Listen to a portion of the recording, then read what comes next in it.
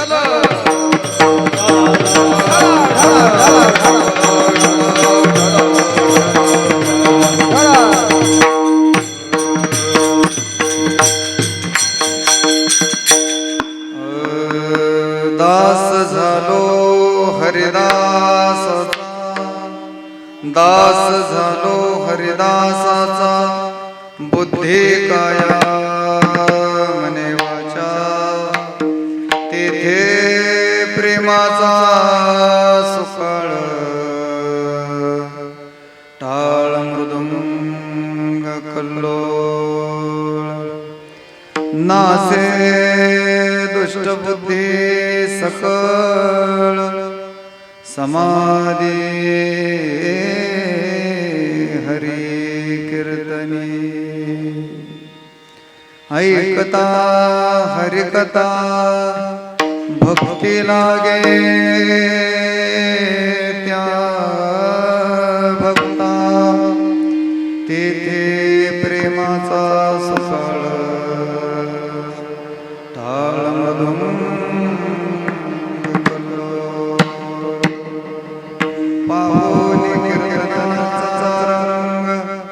कैचा उभा पांडुरंग तेथे प्रेमाचा सकाळ टाळ मृदुंग कल्लोळ हे सुख ब्रह्मा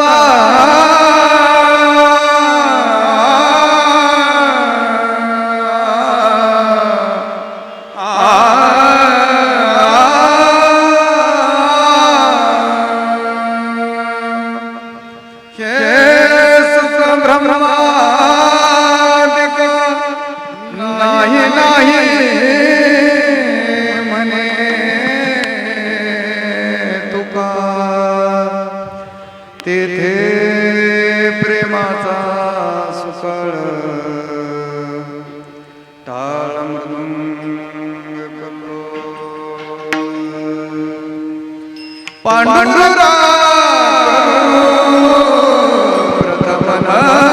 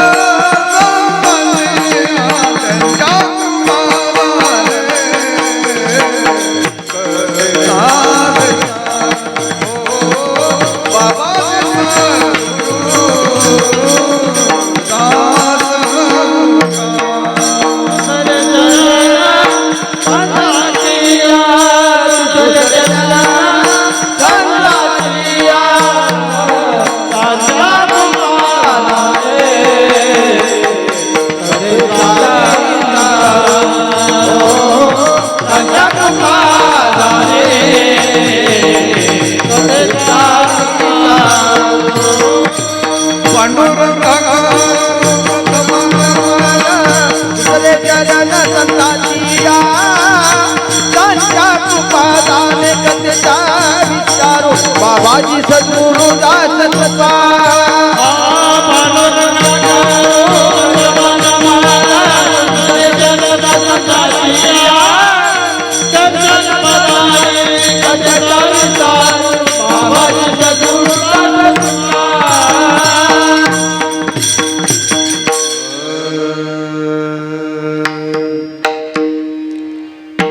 जगतामध्ये असा साधू नाही, असा देव नाही, असा ऋषी नाही, असा मुनी नाही की ज्यांना ज्ञानोबा आणि म्हणून अलीकडे जरी आम्ही जगताचा विचार केला तरी या जगतामध्ये असा शास्त्रकार नाही, भाष्यकार नाही, सुभाषितकार नाही की ज्याला ज्ञानोबा माझा वाटत नाही. आणि म्हणून त्या माऊलीचं आपण सगळ्यांनी गोड असं भजन करायचं. पण भजनाच्या मागचे शब्द नाथ बाबा याचं कारण असं आहे, कारण माझा असताना ज्या वेळेला संत मला माझे वाटते त्यावेळेला जीवन सार्थक झाले. आणि म्हणून सगळ्यांनी आणि गोड असं माऊलींचं भजन करायचं. ज्ञानोबा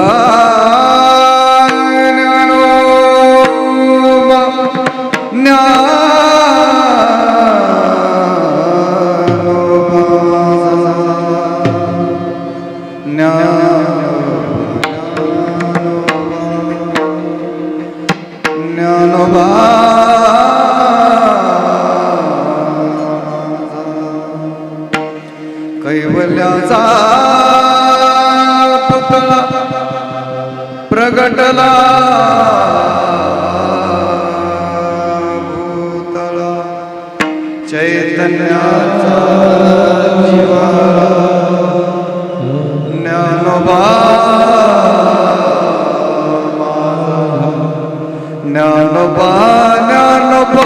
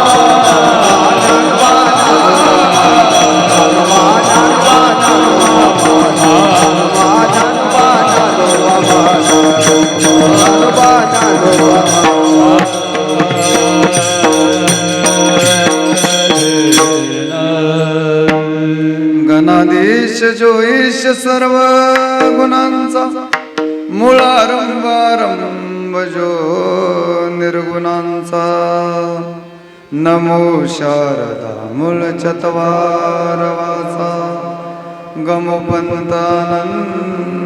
या राघवाचा सर्व मंगल मांगल्ये शिवे सर्वार्थ साधके शरण्ये त्र्यंबके गौरी नारायणे नमोस्तुते. ज्या ज्या ठिकाणी मन जाय माझे त्या ठिकाणी निज रूप मी ठेवितो मस्तक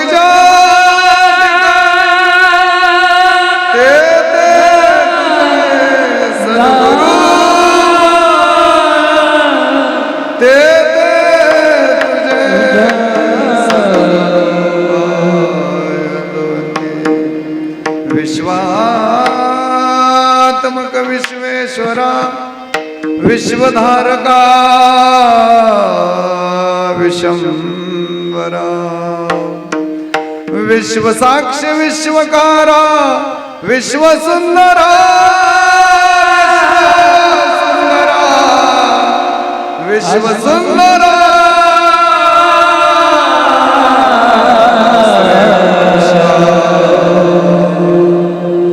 जय जय आचार्य समस्त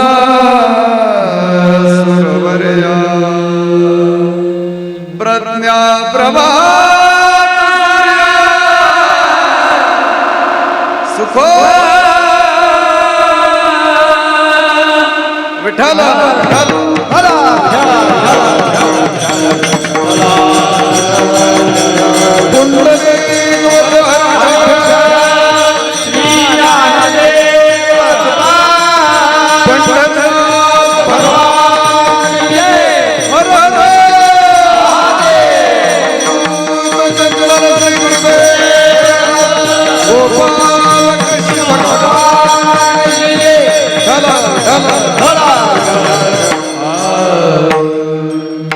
दास झालो हरिदासाचा बुद्धी काया मने वाचा तेथे प्रेमाचा सुकाळ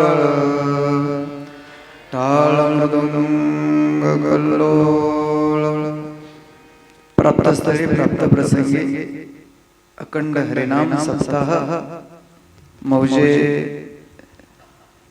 वांगी आणि या ठिकाणी आजची जी चिंतन रूपी सेवा आहे ते मदतसारख्या पापराला मिळाले हे माझं मी परम भाग्य समजतो. या निमित्तानं येत असणारे सगळे वारकरी संत यांची सेवा करण्याचा योग मदतसारख्या पामराला आला. खरं हेच परम भाग्य आहे. आणि म्हणून सर्वांना साष्टांग दंडवत घालतो. गोड असे आणि इथं असणारे पारायण या सगळ्यांना वंदन करतो.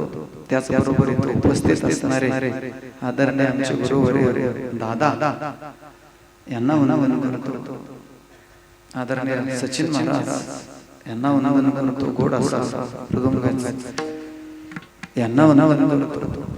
गोड अशी साथ देणारे आमचे आदरणीय महाराज यांना वंदन करतो. माझ्या बरोबर आलेले आमचे सगळे मुकुंद महाराजांचे सेवेकरी यांना वंदन करतो. इथं असणारे सोबदार यांना वंदन करतो. थोडक्यात आणि वेळेत गोड असं चिंतन म्हणण्याचा प्रयत्न करायचा आहे. सर्वांना एकच विनंती आहे, हाताने टाळे आणि मुखानं नामाचं विठ्ठल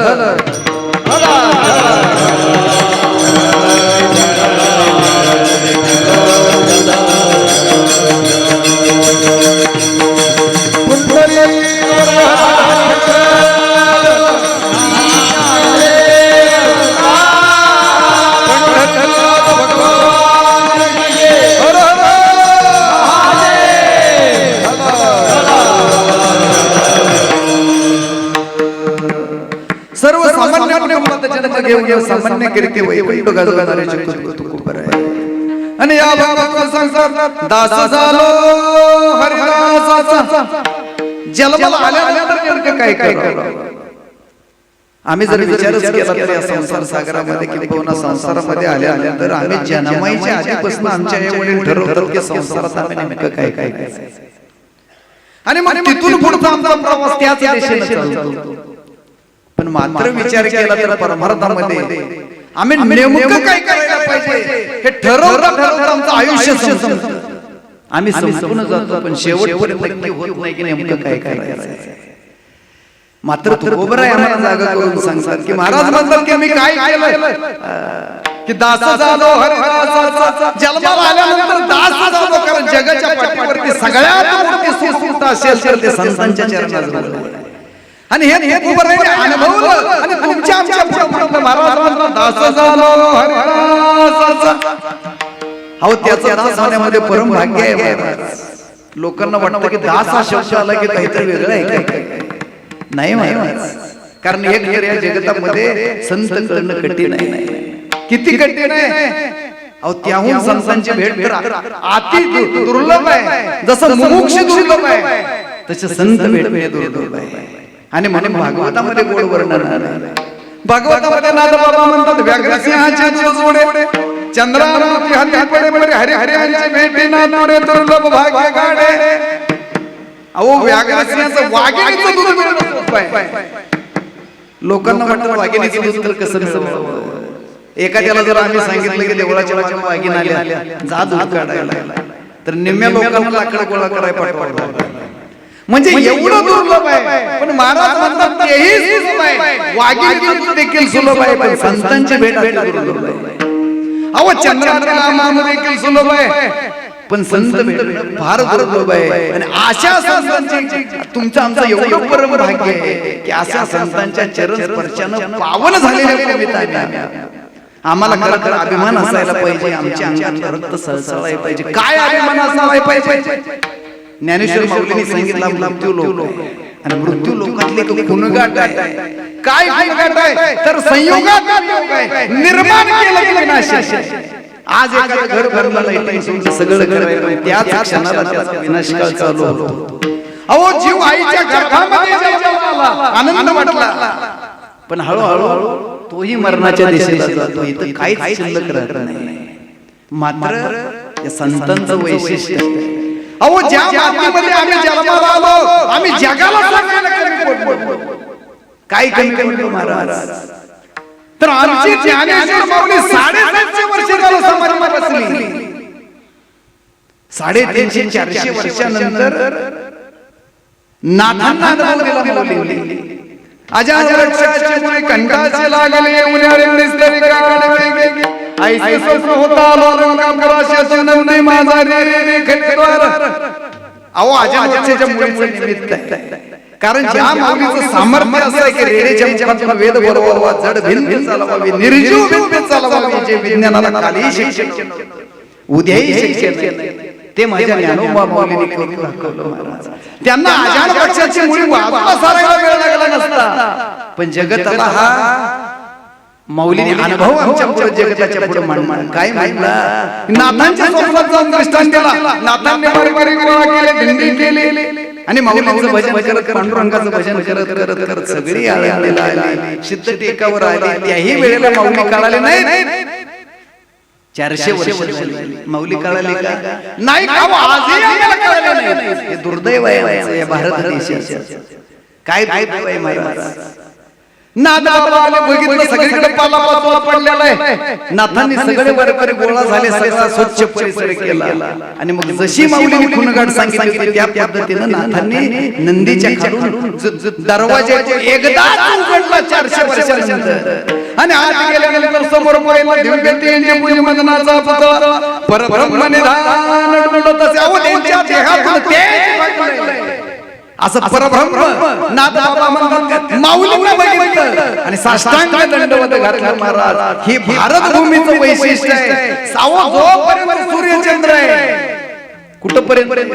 अहो जोपर्यंत आमचे संत समाधीस्थ आहेत तोपर्यंत सूर्यचंद्र नंदतील, अन्यथा संपूर्ण जाईल.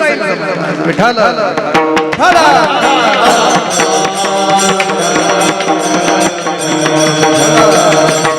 आणि म्हणून महाराजांनी सांगितलं एवढा आमचा अधिकार आहे या भारत देशामध्ये सगळं संपणार आहे महाराज. पण माऊली माझी 700 वर्ष झाला अजून जिंकत आहे. आणि हे आम्ही जगाला सांगायला कमी पडलो महाराज. काय आणि परदेशाचा जर विचार करायला गेलं तर ती लोक हळूहळू योगाकडे भक्तीकडे लागायला लागली. पण आम्ही आमच्या संतांचं सामर्थ्य सांगायला जगाला कमी पडलो महाराज. आणि म्हणून तुकोबारायांनी हे अनुभवलं आणि आमच्या पुढे ठेवलं. तुकोबाराय म्हणतात दास झालो हरिदासांचा. अहो काय आहे असं हरिदासांच्या जवळ. अहो भगवंताने देखील अवतार घेतल्यानंतर असं वाटतं की अवतारामध्ये सगळ्यात महत्वाचं काम कुठलं येतं ते हरिदासांची सेवा करणं, संतांची सेवा करणं. आणि भगवान कृष्ण अवताराचा जर आम्ही विचार केला तर कृष्ण अवतारामध्ये भगवान श्रीकृष्ण असताना भगवान कृष्णाने अनुभव द्वारकेचा राजा आहे, अहो सोन्याची द्वारका आहे. पण द्वारकेच्या बाहेर दुर्वास मुनी ज्या वेळेला आले त्यावेळेला भगवंतांनी रुक्मिणी आई साहेबांनी सांगितलं भगवंतांना का हो मुनी आपल्या द्वारकेच्या बाहेर आले तर त्यांना आपण का बोलवत नाही. भगवान कृष्ण हसले आणि कृष्णाने सांगितलं की तुम्ही जावा आणि दुर्वासांना बोलवू ना.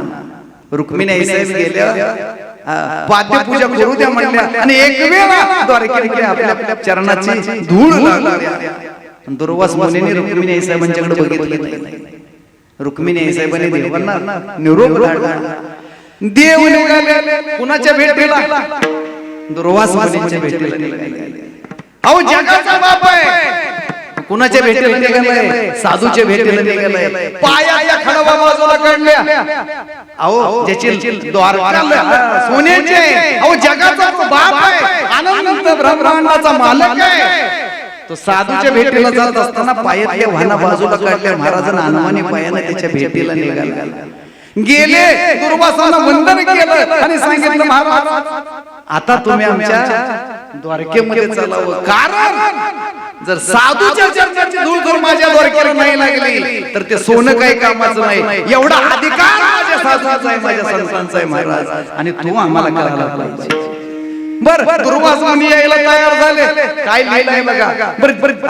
भगवान कृष्ण आले. बरोबर किती आले असतील महाराज, सगळे सैन्य सेनापती आहेत, सगळं आहे, घोडे हत्ती आहेत, सगळं रथ आहे. पण जाताना मात्र गमतीचा भाग असा आहे की दुर्वासांना रथामध्ये बसवलं आणि त्या रथाचा जो आहे तो एका बाजूला आई साहेबांनी खांद्यावर घेतला आणि एका बाजूला भगवान कृष्णाने जगाच्या मालकांना आपल्या खांद्यावर रथाचा जो घेतला. महाराज हा अधिकार साधूचा आहे, म्हणून जन्माला आल्यानंतर देवाला वाटतं की त्यांची सेवा करावी. तुमचं आमचं एवढं भाग्य आहे महाराज की त्यांच्या धुरीमध्ये आम्ही जन्माला आलो. विठाल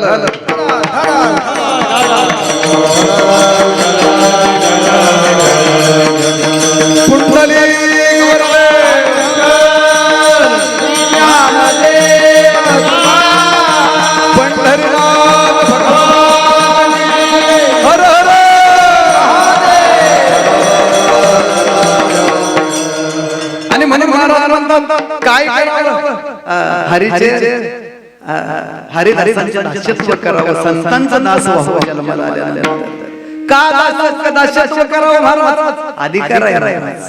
लोह परिसाच्या गोष्टी ओहळ गंगेच्या बेटे मृताजैशी सृष्टी पियुषाची काय की लोखंड आहे. महाराजांनी पुढे गोड सांगितलं दास झालो हरिदासाचा.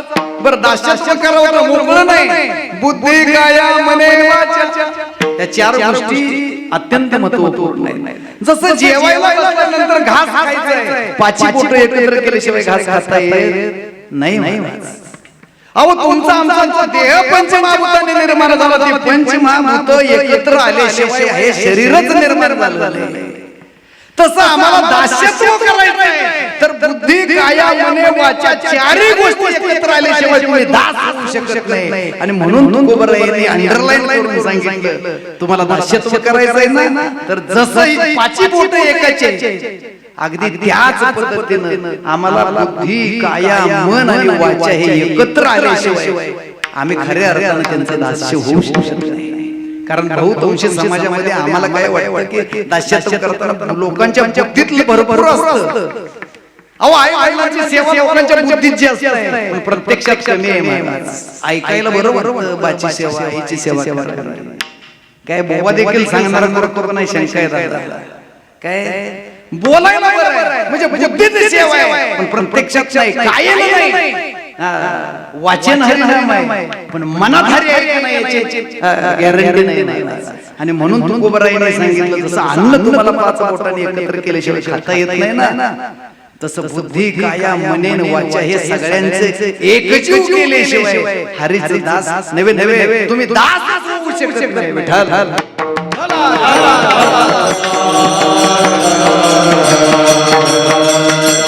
बरं का तुकोबरायांनी सांगितलं एवढं ओरडून त्याला कारण आहे महाराज म्हणतात काय बुद्धीनं त्यांचं, कारण बुद्धी फार महत्वपूर्ण आहे. कारण या देहामध्ये मनुष्याच्या बुद्धीला फार प्राधान्य आहे महाराज. कारण अखंड ज्ञानाचा भांडार, ज्ञानाच्या भांडाराची बुद्धीमध्ये ज्योत आहे आणि ते पेटवणारे फक्त साधू आहेत. माऊलींनी सांगितलं कैसा वैराग्याला झाला वर सद्गुरू भेटला जेव्हा अंकुर फुटला विवेकाचा. कारण आम्हाला जास्त बुद्धी आहे. अगदी गमतीनं बोलायचं म्हटलं तर एक महत्वाची गोष्ट आहे. दारू जरी आला तर त्याला दारूला म्हणलेला कल्पत नाही. प्रत्येक जीवाला असं वाटतं की मी साधू आहे, पण साधू पण कधी कळतं मरण पुढे उभं राहिलं की आम्हाला आमची लायकी, आम्ही कोण नाही. आणि म्हणून अशा बुद्धीचा अंधकार बाजूला कुठे होईल तर तुकोबरायांना माहिती आहे की तो फक्त आणि फक्त संतांच्या चरणाजवळ तुम्ही जर लीन झाला तर तुमच्या बुद्धीमध्ये ज्योत पेटू शकते. आणि माऊलींनी सांगितलं ज्ञानेश्वरीमध्ये पैसा वैराग्याला झाला सगळ्यात मोठा लाभ कुठला आहे, वर सद्गुरू भेटला, संत भेटले, गुरु भेटले. आणि मग जीवा अंकुर फुटला विवेकाचा आणि मग ज्ञानाची ज्योत लागते. म्हणून बुद्धी ही आमच्या देहामध्ये अत्यंत महत्वपूर्ण आहे. पण बुद्धीमध्ये पेटणारी ज्योत हे गुरु भेटावा लागतो, त्याशिवाय उदय होत नाही महाराज. म्हणून महाराजांना बुद्धी नाही, बुद्धी बरोबर कायेनं त्यांचं दास्यत्व करावं लागेल. कारण वाटतंय मला त्यांची सेवा करावी, पण मोकळं वाटून उपयोगाचं नाही महाराज. कायेनं बरं काय आहे का महाराजांनी सांगितलं लोह परिसाच्या गोष्टी. अनेक दिवसाचं लोखंड आहे प्रत्येकाच्या घरामध्ये. आम्ही बघितलं तर लोखंडाचा एक तरी तुकडा पूर्वजांचा सापडतो, पण कसला आहे गंज, अनेक वर्षाचा गंज चढलाय. तसं तुकोबरायांनी सांगितलं अहो जन्मोजन्मीच्या वासनेचा गंज चढलाय आम्हाला. कुठं आत. आणि तो गंज काढायचा असेल तर तुकोबरायांनी सांगितलं स्वतः अनुभवलं. आणि महाराज म्हणतात झाली होती काया, झाली होती काया, झाली होती काया, झाली होती काया.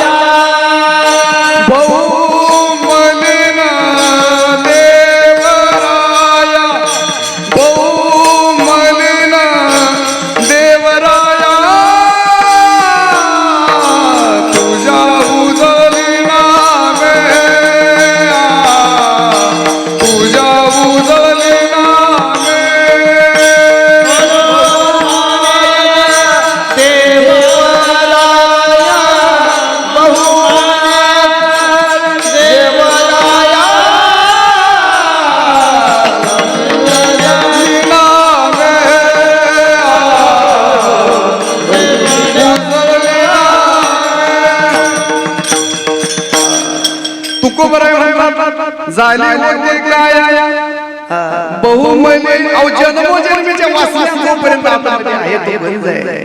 काय मलिन झालेली काया, पण ती काया फक्त संतांच्या चरणाजवळ गेल्यानंतर जसं ओहोळ गंगेचे अहो गटरीतलं घाणीतलं घाण पाणी, पण गंगेला गेल्यानंतर त्याला पुन्हा गटर म्हणत नाही, काय म्हणतात त्याला गंगाच. ती आई जास्त शुद्ध होत असेल तर ते म्हणजे संतांच्या चरण. आणि म्हणून महाराजांनी सांगितलं संतांच्या चरणाजवळ तुम्ही गेला तरच काया शुद्ध होते. आणि काया शुद्ध करणं तितकंच गरजेचं आहे, अत्यंत महत्त्वपूर्ण आहे. आता कायेचा विषयाचा विस्तार झाला तर आणखी वेगळं त्याला स्वरूप आहे. म्हणून फक्त माऊलींचा अनुभव तुम्हाला देतो. आणि पुढचं माऊलींनी सांगितलं साधूची सेवा काय केली तर परिणाम काय होतो. काय आकाशी गुरु उपदेश, गुरु उपदेश, तारक मंत्र दिला भासी, वापर खूप देवरासी, वापर खूप देवरासी, लागले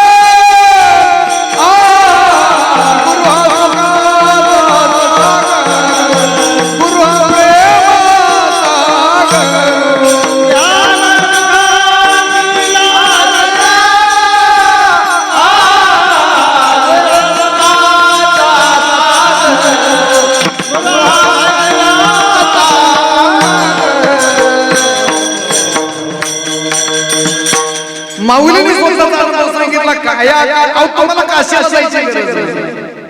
आम्हाला सगळ्यांना माहित आहे हिंदू धर्मामध्ये आम्हाला काशीला गेल्यानंतर जर जीव गेला तर मोक्ष आहे. पण संतांच्या चरणाची ताकद संतांची एवढी की त्याने जर कृपा केली तर काया काशी होते महाराज. काशीला जायची गरज नाही. पण कधी संतांनी कृपा केल्यानंतर माऊलीने त्याला देखील उभे. माऊली काय सांगतात तरी सहस्रा वस्तूच्या काय म्हणतात माऊलीने फार फार सांगितलं जरी होय गुरु सदाशिव पण त्या करण्याकरता माऊली म्हणतात की भगवान शंकरांच्या सारखा गुरु भेटावा लागला.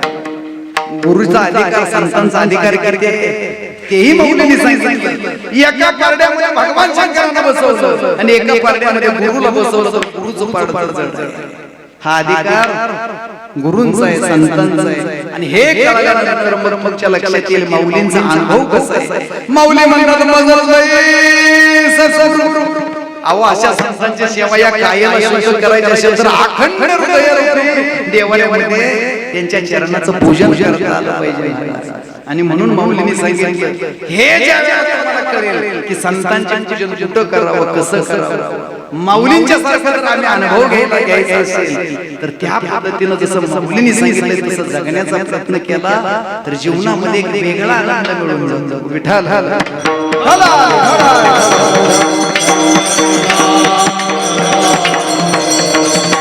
पुढं महाराज बुद्धी काया मने वाचा. अहो मनाला त्यांचं नशा करावं लागतं महाराज. आणि मन हे असं आहे की अजून विज्ञानाला कळलं नाही. विज्ञानाला कळलं नाही पण मन आहे एवढं विज्ञान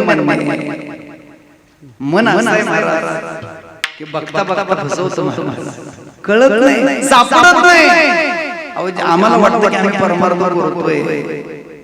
अरे 2 तास कीर्तनात बसून जर मनात आमच्या पांडुरंगाचं चरण मनाला नाही दिसत नाही तर आमची सेवा काय कामाची. म्हणून मन अत्यंत महत्त्वपूर्ण आहे. मनाची व्याख्या भागवतामध्ये फार खोड आहे. अहो मन मनाला सापडत नाही पण ते लावतात चरणाशी दे बांधून हाती चारी मुक्ती. मनात एवढी ताकद आहे महाराज सगळा परमार्थ लावला आहे. मन जर आम्ही सद्गुरूंच्या चरणाशी लावलं सद्गुरूंच्या चरणाच्या हृदयामध्ये स्थापन केले तर चारी मुक्ती बांधून पुढे उभा करायची ताकद मनात आहे. आणि म्हणून लक्षात ठेवावं की मन कुठं लावावं तर फक्त आणि फक्त संतांच्या चरणाला लावावं. विठ्ठल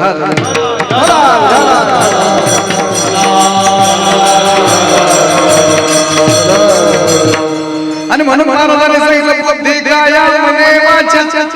वाचा देखील अत्यंत महत्त्वपूर्ण आहे. कारण या मनुष्य देहामध्ये वाचा ही एका प्रकारचं आम्हाला मनुष्याला दिलेलं वरदान आहे. कशा करता भजना करता काय. कारण वाचा ही महत्त्वपूर्ण आहे. पाप करणारी वाचा आहे पुण्य करणारी वाचा आहे नरकात घेऊन जाणारी वाचा आहे आणि स्वर्ग जाणारी देखील वाचा आहे.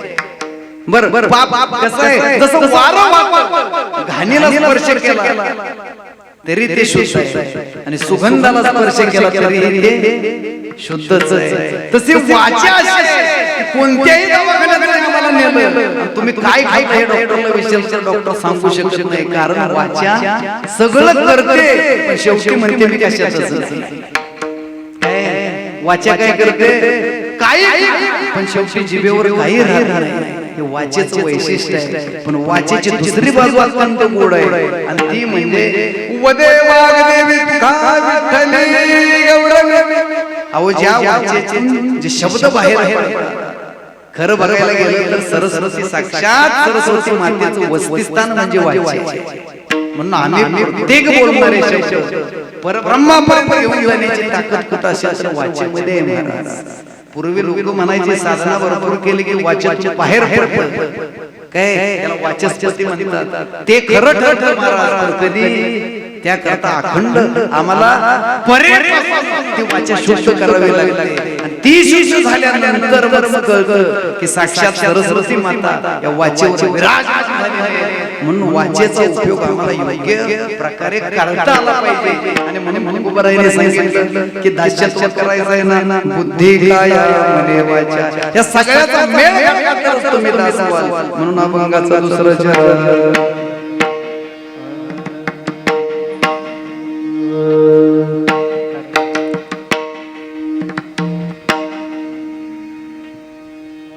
ते प्रेमाचा सुकाळ, ते प्रेमाचा सुकाळ, ते प्रेमाचा सुकाळ,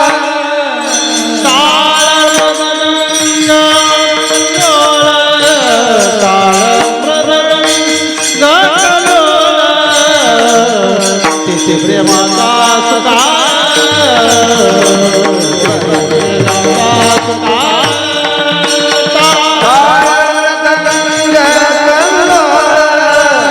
नाते दुष्टा बुद्धी सकाळ, नाते दुष्टा बुद्धी सकाळ.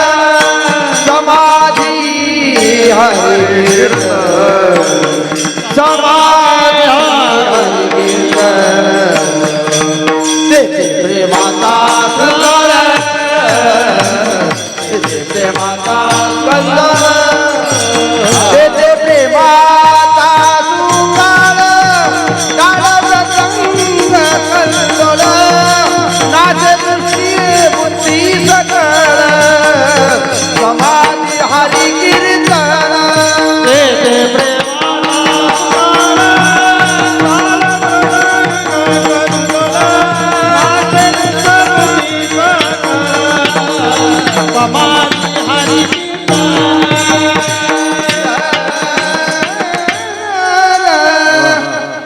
महाराज म्हणतात ते प्रेमाचा सुकाळ. प्रेमाची जर अनुभूती जीवनामध्ये घ्यायची असेल महाराज, तर ते फक्त संतांच्या जवळ आहे, हरिदासांच्या जवळ आहे. आणि म्हणून पांडुरंगाचं जर आम्ही बघायला गेलो तर पांडुरंगाच्या अवताराचं सगळ्यात मोठं वैशिष्ट्य काय असेल तर सतत माझ्या संतांच्या सेवेत आहे. सतत सेवा आहे, सतत सेवा आहे. माझ्या विठ्ठलाचं महात्म्य आहे. महाराज म्हणतात देव आपला देव पण विसरतो, असं संतांच्या जवळ सुख आहे. नवे नवे नामदेवांचं जर चरित्र बघायला गेलं तर नामदेवाने पुढे चालायला लागले तर देव त्यांच्या पाठीमागून चालायचा. का चालायचा? का नामदेवांच्या चरणाची जी धूळ आहे, त्या चरणाची धूळ म्हणजे मोक्ष सुखाचे सांगायचे. देवाला असं वाटायचं की जिथं नामदेवाचा पाय पडलाय, जिथं माझ्या नामदेवाच्या चरणाची माती लागल्या, देव मुद्दाम पाय तिथे ठेवायचे. काय आणि फार त्याचं वर्णन देखील पुढे येते महाराज. चोका मेळा गाठी कर पुढे तोही देवाडे सनकाधिक, नामयाच्या पाठी चाली केशराज, लागावया रज चरणाचे. मौलीने त्याचं वर्णन करावं. कैवल्य सुखासाठी परमान हे किरटी, उधळते पाया पाठी चाले लाजे. कारण खरंच सुख तुम्हाला अनुभवायचं असेल, प्रेम अनुभवायचं असेल तर ते संतांच्या जवळ. कारण एकदा तुम्हाला ते प्रेम मिळालं की माणूस अगदी समाधीच्या अवस्थेच्या पलीकडे जाऊन पोहोचतो. एवढं सुख आहे संतांच्या चरणाजवळ आहे. आणि माऊलीने जसं वर्णन करावं, देह ज्ञान भाऊ तेच शेष पुढे का वर्मे. माऊली म्हणतात जसं अंतःकरण म्हणजे ध्यान म्हणजे भगवान विष्णू अंतःकरणात, आणि अंतःकरणामध्ये काय जे प्रेम आहे तो प्रेम म्हणजे सागर आहे. समाधी अवस्थेतलं माऊलीने केलेलं फार गोड वर्णन आहे.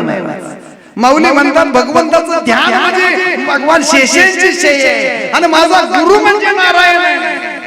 आणि जो सागर आहे तो सागर म्हणजे प्रेम आहे. म्हणून संतांच्या जवळ प्रेमाचा सागर आहे. पण लाटा त्या लाटा म्हणजे टाळ मृदुंग कटोळ. कारण जिथं संत आहे जसा प्रेमाचा सागर आहे, नुसता सागर म्हणून चालणार नाही, तर सागराबरोबर लाटाही व्हाव्या लागतात. आणि त्या लाटा म्हणजे टाळ आणि मृदुंग आहे. आणि त्याच्या पाठीमागे जर चिंतन करायचं म्हणलं तर दोन्ही वाद्य साधने काय ते, टाळ आणि एक मृदुंग. कारण भागवतामध्ये जास्त नाही पण फार गोड वर्णन येतं मृदुंगाचं. मृदुंग कितीला लावलाय अलीकडे त्याच्यावर जास्त कीर्तनाला कीर्तनकार उभा राहिला गे चल दोनला लागला नाही कली लागला वाईट वाईट जास्त लागला कमी कर. पण भागवत सांगता आम्हाला मृदुंग जाणावा गंभीर नाद.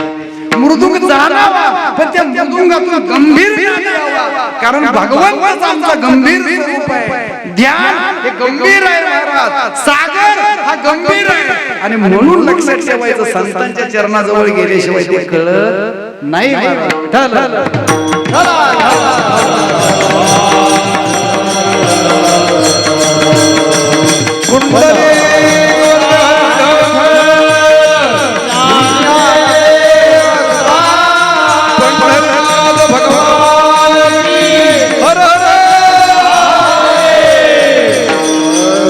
आणि म्हणून महाराजांनी सांगितलं टाळ मृदुंग कंकोळ. अहो ते प्रेम मिळवण्याकरता देव विसरला देव पण देवाला असं वाटलं की मी देव नाही महाराज. कधी काय आहे असं संतांच्या जवळ मला विसरून या देव उभा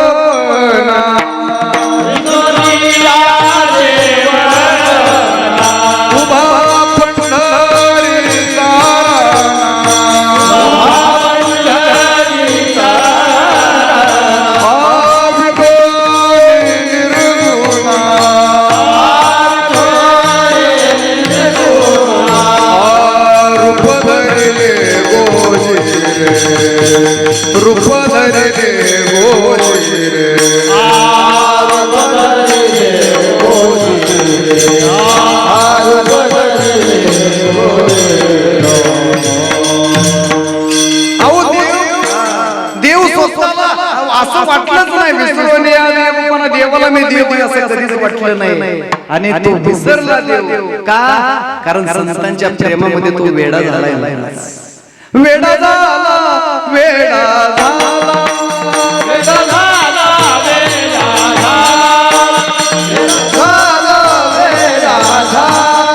वेडा झाला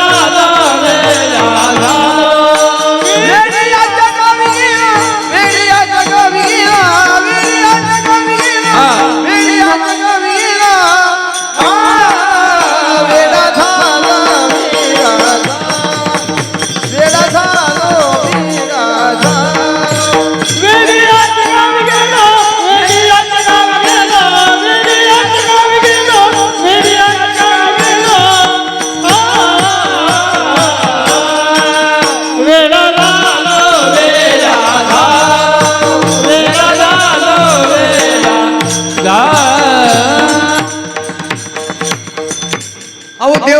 वेडा झाला.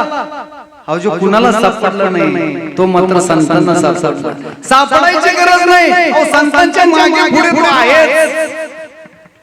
म्हणून माऊलीने त्याचं गोड वर्णन करावं. एक वेळ भानुबी येणं दिसे परी योग्यांच्या मानाचे उमरडोणी जाय पण योगी ध्यानाला बसल्या परिदयापाशी पांडवा मी हरपला सवा जे नाम घोष माझा करती बरवा. पण देवानं सांगितलं मला जर शोधायचं असेल तर मी संतांच्या मागे पुढे सापडतो. आणि ते मला नाही देव संतांच्या सेवेत नेहमी. आणि म्हणून देव संतांच्या करता माझ्या विठ्ठलाचा थोडासा अवतार आहे. किती प्रेम करावं त्याला अंत नाही. पण महाराजांनी पुढे सांगितलं काय म्हणतात टाळ मृदुंग कंकोळ नासे दुष्ट बुद्धी सकळ. काय म्हणतात संतांच्या जवळ गेल्यावर नुसतं प्रेम मिळत नाही तर दुष्ट बुद्धीचा विनाश होतो. आणि तो होणं गरजेचं आहे आजच्या कलियुगात. कलियुगात सगळ्यात मोठं वाईट काय असेल तर आता बुद्धीची दुष्टता. सहज तुम्ही रस्त्याने चालला अहो लहान मुलं असू द्या कॉलेजची मुलं असू द्या कुठलाही गोड शब्द ऐकायला येण्या बाबतीच्या आधी एक तरी शिविका नव्हतं. वस्तुस्थिती कुठेही जावा काही करा कारण भागवतामध्ये त्याचं गोड वर्णन नाही. जसं आता कीर्तन झाल्यानंतर असं ठरलं की बाहेरच्या बाजूला मोठं कढई ठेवली त्याच्यामध्ये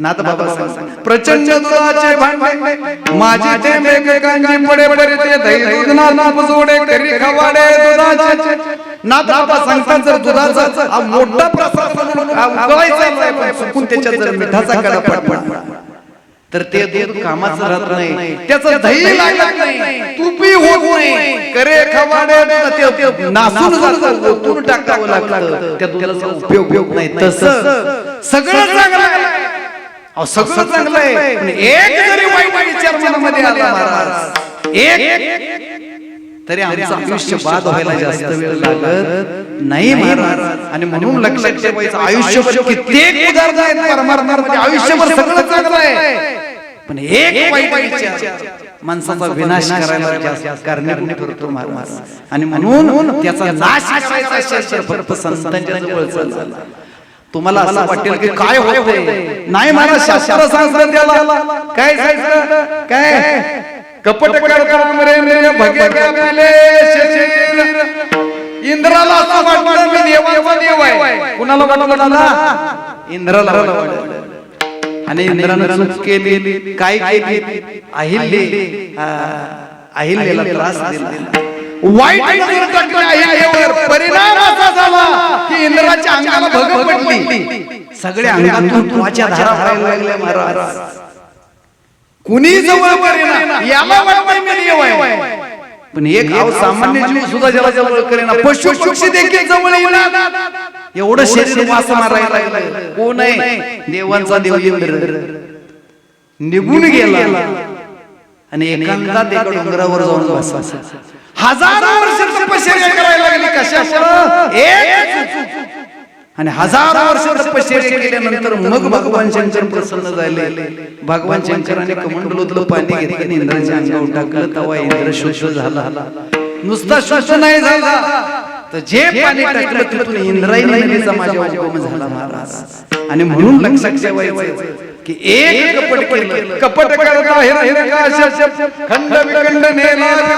तेथे जिंजावयावर रूप कोण प्रताप कपट करणारा माफी नाही महाराज आणि म्हणून महाराजांनी पुढे सांगावं काय वर्णन येतं महाराज महात्माने भोपाये कपटे मिळवले धुळीचे पुत्र सैन्याशी मारले रावणानं कपट केलं काय केलं सगळ्यात मोठं एक परी देवांना बंदी बनवलं ठीक आहे पण रावणासारखा पापी आणि नालायक जगाच्या पाठी कुठं नाही हे समजून घ्या महाराज अलीकडल्या मोठ्या मोठ्या लोकांनी माझ्यासारख्या लहान मुलांना मोठ्यांचं माप काढणं योग्य नाही लहान मोठा का असेल पण वस्तुस्थिती भारत भूमी आहे अहो रावणासारखा नालायक कोण नाही पण अलीकडल्या आमच्याच कीर्तनकारांनी रावणाला मोठं केलं काय केलं रावण म्हणायला लागले ज्ञानी रावण असा आहे रावण तसा आहे आणि आम्ही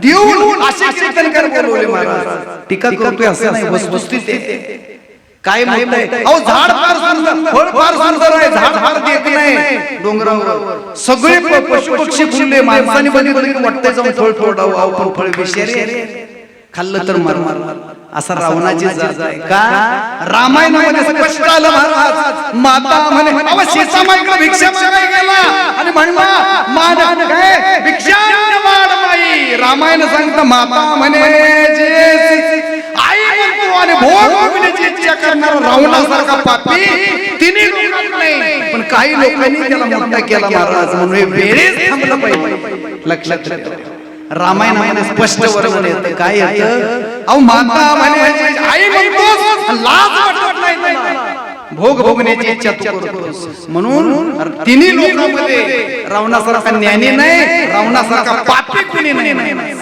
आणि म्हणून महाराजांनी सांगितलं परिणाम अहो देवबंदी बनवलं होतं माप झालं असतं पण सीता मातेला भोग भोगण्याच्या दृष्टीने जर इच्छा ठेवत असेल तर त्याला माफी नाही परिणाम वंश संपला राक्षसाचा वंश संपला सैन्य संपलं महाराज आणि याला शास्त्र काय आहे आधार आहे शास्त्र आम्हाला सांगते रामायण आम्हाला व्यवस्थितपणे आमच्या पुढे व्यासांनी मांडलं कुणी वाल्मिकीने मांडलं महाराज आणि म्हणून लक्षात घेतलं पाहिजे आम्ही की एक कपट आमचा विनाश करायला अटळ आहे. अहो कपट करता अनेक देवाला देखील भगवान कृष्ण अवतार आम्हाला माहिती आहे. देवाने सांगितलं कोण हिरण्यकश्यपूचा पुत्र भक्त प्रल्हाद, भक्त प्रल्हादाचा पुत्र कोण विरोचन. विरोचनानं आयुष्यात आल्यानंतर काय केलं, आलाय राक्षस कुळात, पण काय केलं, साधूची सेवा केली, संतांची सेवा केली. साधू आला गावात की त्याला बोलवायचं, त्याची सेवा करायची, त्याला काय पाहिजे काय ना सगळी सेवा, काय काय न वाचन मनानं बुद्धीनं. आणि हे सगळं चालू असताना नारदांनी सांगितलं इंद्राला की तुझा स्वर्ग राहत नाही. इंद्रानं बघितलं खाली, म्हणले असं म्हणले भक्त प्रल्हादाचा पुत्र एवढी साधूची सेवा करतोय की त्याला इंद्रपद दिल्याशिवाय देवाला दुसरा पर्याय नाही. मग इंद्र गेला भगवान शिवांच्या सगळी टुळकी जमा केली बाकी देव, आणि कुठे गेला भगवान शंकरांच्याकडे, पुन्हा ब्रह्मदेवाकडे, सगळे भगवान विष्णूंच्याकडे आले. म्हणले देवा आम्ही तुम्हाला शरण आले की देवाला सगळं काम करावं लागलं. म्हणले काय करायचं, देवाला सांगितलं. म्हणले काय करा, विरोचनाला मारायला.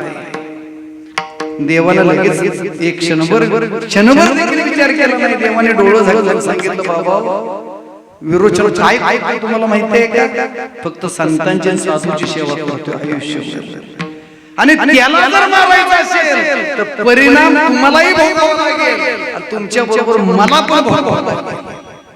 पण देवा आम्ही शरण काही करा पण एवढं काम करा. देवाचं पर्याय सगळं संपलं आणि देव साधूचा अवतार धरून कुठं आला, विरोचनाच्या राज्याच्या बाहेर आला. देव यायला तयार नाही, पत्नी गेली यायला तयार नाही. म्हणले मी स्त्रियांच्या शब्दावर विश्वास ठेवत नाही, पतीला बोलवून आणा. मग विरोचन गेला.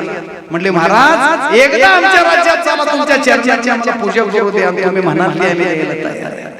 हे ठरलं महाराज. आणि मग साधूच्या वेशाचा देव विरोचनाच्या राज्यामध्ये आला. पाद्यपूजा झाली आणि त्या साधूनं सांगितलं की संकल्प सोडा. काय करा, संकल्प सोडा.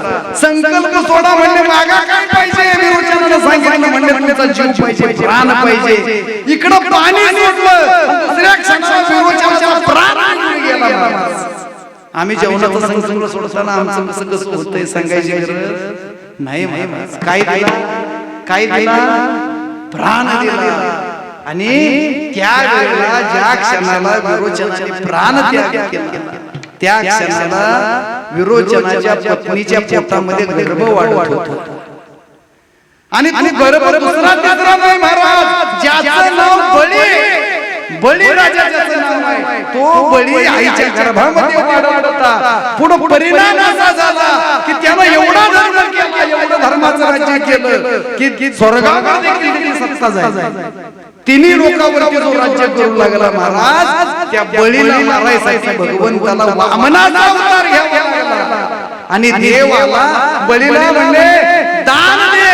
त्यावेळेला बळीने सांगितलं तुला काय पाहिजे सांग, थोडक्यात 3 पावलं मला पाहिजे म्हणून सांगितलं. बळी म्हणले घे. त्याला 1 पाऊल स्वर्गात ठेवलं, 1 पृथ्वीवर ठेवलं, 3रं कुठं ठेवू विचारलं. बळीने आपलं मस्तक पुढे गेलं. देवानं बळीच्या डोक्यावर पाय दिला. त्यावेळेला आईच्या डोळ्यातून अश्रू आले आणि आईला एवढा आनंद झाला. काय आनंद झाला म्हणले, अरे माझ्या बापाचे बाळ होतं ते कुणी सामान्य नाही. अरे माझ्या बाळापुढे जगाचा बाबा भिकारी झाला.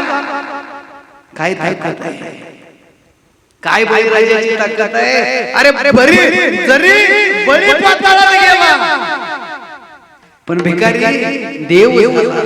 आणि शास्त्रामध्ये त्याचं गोड वर्णन, आपण होऊन रंग बोलूशी मामाला भीक, त्याने गेले द्वारपाल असंख्य पुराणे बोलत.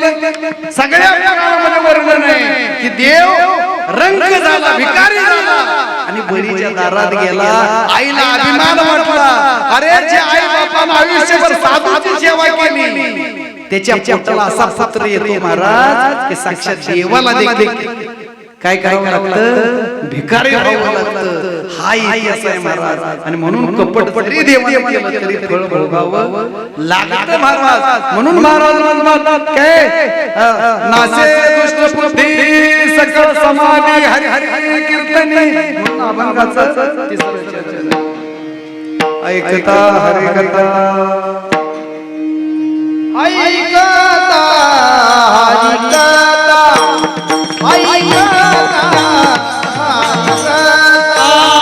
ऐकता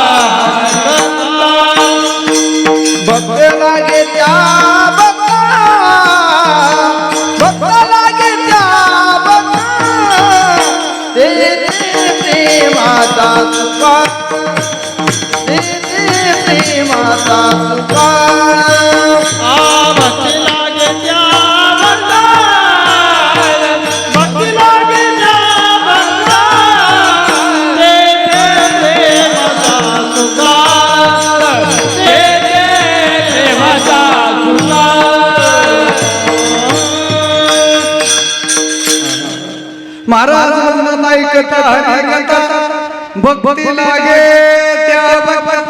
संतांच्या जवळ काय ऐकायला मिळालं तर हरीच्या कथेशिवाय दुसरं काय ऐकायला मिळणार नाही. आणि हरी कथेमध्ये फार मोठं सामर्थ्य आहे. किती सामर्थ्य आहे.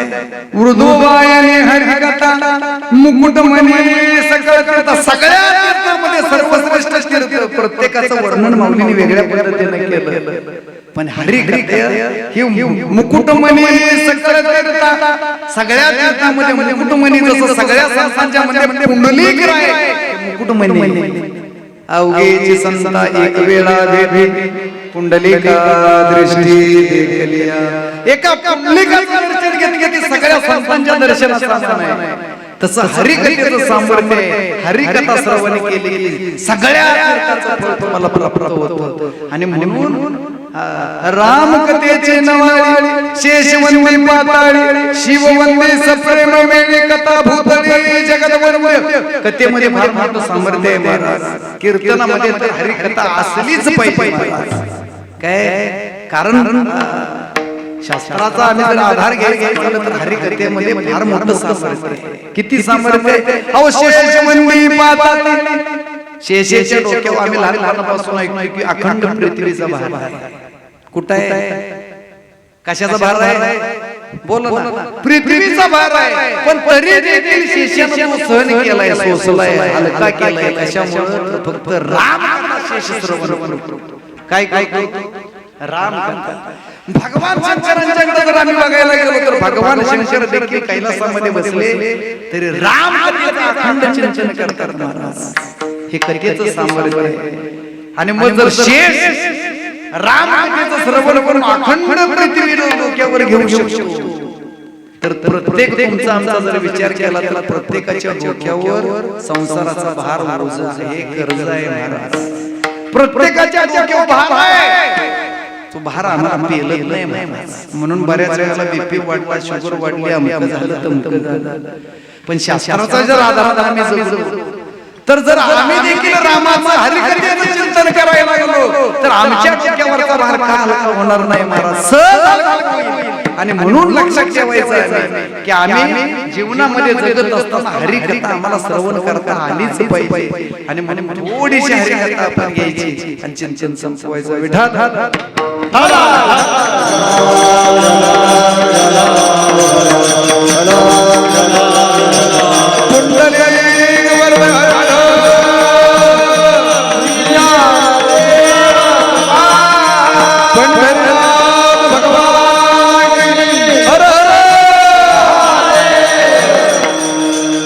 एवढं सामर्थ्य हरिकथेत. रामायणामधला एक महत्वपूर्ण भाग असा की इंद्रजिताला मारणं, रावणाच्या मुलाला मारणं सोपं नव्हतं महाराज. आणि अशा इंद्रजिताला कोणी मारलं तर लक्ष्मणाने. आणि जसं इंद्रजित गेला रावणाला राग अनावर झाला महाराज आणि रावण रणांगणामध्ये आला रामायणामध्ये फार गोड वर्णन येतं रणांगणामध्ये आला आणि कुठाय लक्ष्मण म्हणून बघितलं लक्ष्मणाच्या पुढे येणार भार भार भार बन मारायला लक्ष्मण बाणाच्या जवळ काढा रावणा पडले झापडी काढो विसरला वेडी चेतना वेडी होऊन गेली पण लक्ष्मणाने बाण असं महाराज रावणाला कळायचं बंद झालं चेतना वेडी होऊन गेली अहो कळालं नाही एवढे लक्ष्मणाचे बाण जबरदस्त होते दुसरा येतात अक्षर सारख्या मुकुट कुंडल मनोहर सारथ्याचे चेतोनी आश्चर्य नसपरी पडले लक्ष्मणाने त्याला बाण असा सोडला की रावणाचं मुकुट उडवून टाकलं बघता बघता सारथ्याचं शिरशीर आणि उडून पडलं महाराज तसा रावण आणखी भडकला आणि पुढं पाहिला गेला तर पुढं बिभीषण काय झालं बिभीषण पाहता दात खाय सगळं मोठे तुझ्या नळीचे रक्त मोठे हाती आला शेर रामायणामध्ये कधी गोड वर्णन नाही जसा बिभीषण बघितला तसं रावण दातोट खायला लागला रावण असा विचार करतोय की कधी जातो तुझ्या नरडीचे रक्त पिऊ कोण विचार करतोय रावण तुझ्या नरडीचे रक्त पोटी आईचे आयुष्य रावण एवढा राग पण आमच्या लोकांनी काय झालं कुणाला बिभीषणाला फुटीर वारकरी संप्रदायातले काही लोक दुर्दैव अहो घरात सगळे चोर असले एकच धर्म असा असतो देवाला शरण गेला तर तो चोर आहे आम्ही काय काय बिभीषण म्हणले काय फुटीर भाऊ भाऊ नाही महाराज भाऊ टाकायला गेले तर चांगल्या भावाला का देवाला शरण जाऊ हा धर्म आहे रामाला शरण गेले विशेष आणि बिभीषणाला बघितल्याबरोबर काय घडलं महाराज परिणाम असा झाला रावण चौथळला बाण काढला बिभीषणावर सोडला पाठीला लक्ष्मण त्रिदा शक्ती छेदली लक्ष्मणाने पाठीला बाण सोडला आणि रावणाची शक्ती हलवून वाटली तसं रावण आणखी क्रोध आला आणि रावणानं सांगितलं ठरवलं आधी मारेन लक्ष्मण मग मारेन बिभीषण ऐसे बोलून रावण त्रिदा शक्ती काढले रावणानं जी शक्ती काढली तिचं नाव ब्रह्मशक्ती जिचे नाव ब्रह्मशक्ती गगनी येताची कडाड गगनी आले तसे ब्रह्मशक्ती रावणानं सोडली काड काड काड काड काड आवाज यायला लागला रावणानं माया निर्माण केली आणि त्या मायेचा प्रभाव असा पडला की लक्ष्मणाला क्षणभर असं वाटलं की माझ्या रामाला बाण लागला म्हणून लक्ष्मण दुःखित झाला रामायणामध्ये गोड वर्णन येतं बुद्धी झाली दुःखित लक्ष्मण मिळला गेला तमल झाले दुःखित शक्तिपात रामाला बाण लागला असं कळल्याबरोबर लक्ष्मणाचा बाणावला हात निघाला गळून खाली पडला आणि त्या क्षणाला ब्रह्मशक्ती आली आणि लक्ष्मणाच्या हृदयामध्ये लागली काय झालं लक्ष्मण विकळ पडला क्षिती देखून रघुनंदन कृपावनुपी गैवरला राम शक्ती आली आणि लक्ष्मणाला लागली लक्ष्मण धरणीवरती पडले आणि राम गैवरले राम धावत आले माझ्या लक्ष्मणाजवळ आणि काय शक्ती उपटताची रघुनंदन ती संगोय साधने आदर्शाच्या रामाबरोबर शेबाना नाती दारुण नाटक राम लक्ष्मणाची शक्ती उपटतोय आणि ती संधी साधली आणि रावणाला भार भार भार भार भार भार भार मारायला सांगितलं पण रामायणामध्ये गोड वर्णन येतं रावणाचे येताचे अक्षर राम माने नृणा समान मुप्पाच्या चरणे मानर काय केलं रामाने जेल रावणाचे बाप आले रामांना अगदी भातेनेच्या काडीसारखे वाटू लागले रामायण सांगतं आणि रामाने हनुमंतराय जांबवंत सुग्रीवांना बोलवलं लक्ष्मणाला उचलून स्वस्थानाला न्यायला सांगितलं आणि वदालया दशकंडी राम शस्त्राने ते देखून रावण ठाकटी टिपला काय वर्णन आहे रामायणाचं महाराज रामायणामध्ये फार गोड वर्णन आहे रावणाला मारण्यासाठी रामाने बाण सजवला धनुष्य शेर सजवला नाही आणि युद्ध चालू केलं रावणाच्या अंगावर मुकुट सोडा रथ सोडा कपडे देखील ठेवले नाहीत रामाने अपमान केला जायला काही नाही. आणि रामायणामध्ये त्याचंही गोड वर्णन आहे. काय वर्णन आहे? लंकेचा लग्नात अपमानाला रात मुकळ्या केशी घाई पडित. काय झालं? मुकळी केस सोडून अनमानी पायानं रावण कुठं गेला? लंकेत चालत गेला. आणि मग राम गेले. लक्ष्मणाचं डोकं उचललं, राम खाली बसले आणि लक्ष्मणाचं डोकं कुठं ठेवलं? आपल्या मांडीवर ठेवलं. आणि म्हणून रामायण काय आहे हे थोडक्यात आपण चिंतन मांडायचं. कथा काय आहे याचं चिंतन थोडक्यात आपण करायचं. मग सगळ्यांनी हातानं गोड अशी टाळी वाजवायची आणि न लाजता रामाचं भजन करायचं. राम हरे रघुराज हरे, राम हरे महाराज हरे, राम हरे रघुराज हरे, राम हरे महाराज हरे,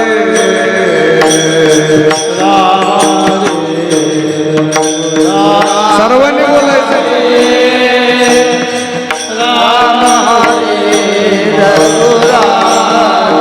सर्वांनी बोलायचं. राम हरे रघुराज हरे, राम हरे महाराज हरे, राम हरे रघुराज हरे, राम हरे रघुराज. टाळी चालू ठेवा. रामाने लक्ष्मणाचं डोकं आपल्या मांडीवर ठेवलंय महाराज. आणि रामांच्या डोळ्यातून अश्रूच्या धारा लावू लागल्या. एक टोका चालू. आणि राम म्हणतात प्राणा परेस आदे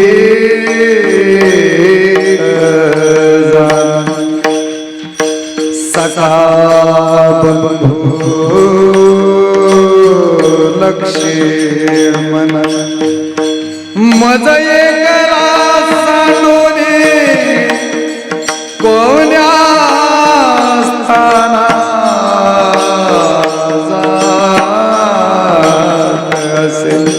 राम रडू लागले महाराज. आणि राम म्हणतात अरे माझ्या प्राणापेक्षा माझा लक्ष्मण मला प्रिय आहे.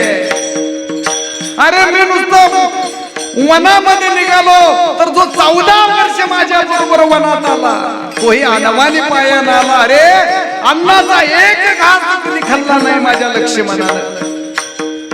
आणि राम रडू लागले महाराज. लक्ष्मणाकडे बघायचे. राम डोळ्यातून अश्रूच्या धारा वाहू लागल्या. राम धावा करू लागले. काय म्हणतात? लक्ष्मणा ये रे, लक्ष्मणा अरे एकदा उठ आणि एकदा मला राम म्हणून हाक. मज परतोनी भेट दे, मज सांडोनी दिनवदना कार्य प्रयाण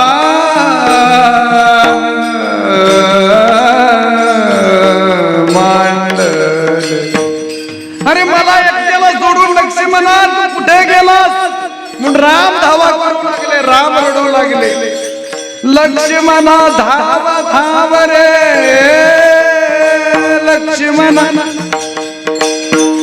कार्य करीतोस प्रयाण,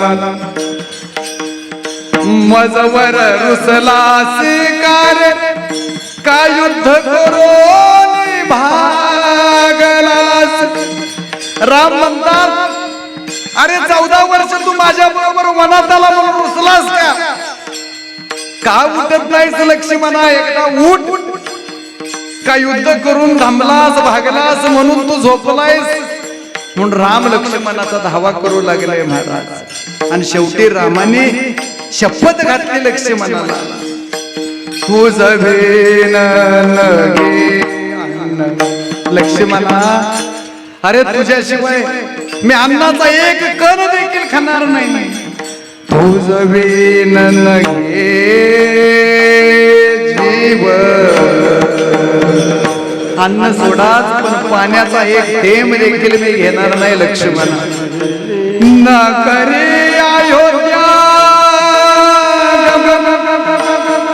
अरे पुन्हा माझा चेहरा माझं तोंड मी माझ्या अयोध्येला नेणार नाही मी अयोध्येमध्ये पाय ठेवणार नाही लक्ष्मणा उभ्या प्राण नवे नवे लक्ष्मणा माझा प्राण मी त्यागून टाकीन म्हणून एक वेळ तू उठत असं म्हणता म्हणता म्हणता रामाने आपला देह जमिनीवरती टाकून दिला महाराज आणि राम गडा गडा डोळू लागले काय अवस्था आहे महाराज ऐसे बोलोनिया रघुनंदन अंग टाकले धरणी लक्ष्मण मोकले ल्यारणी कोण शिराणी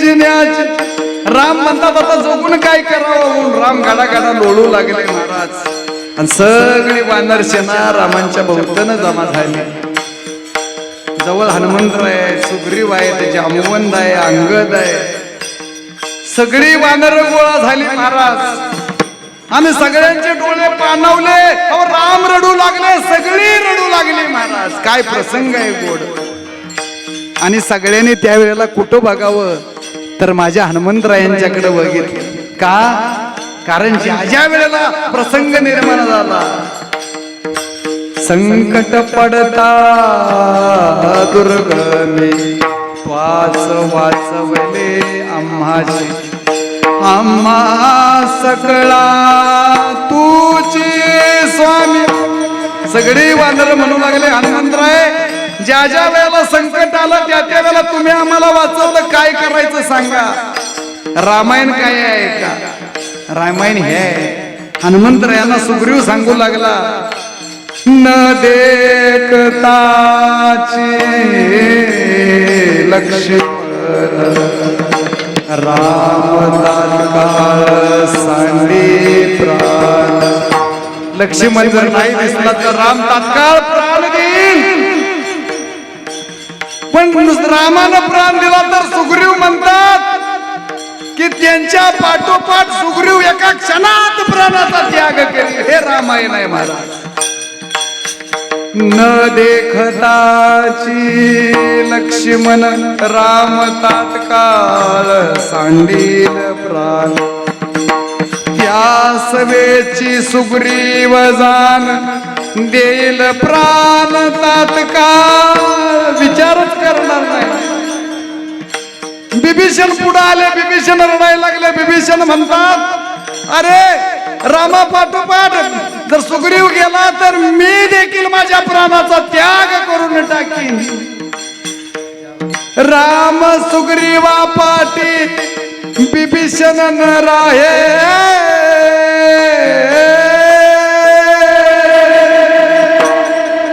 बिभीषण रडायला लागले सगळी वानर रडायला लागले महाराज वानरा कोण काय गती चराचर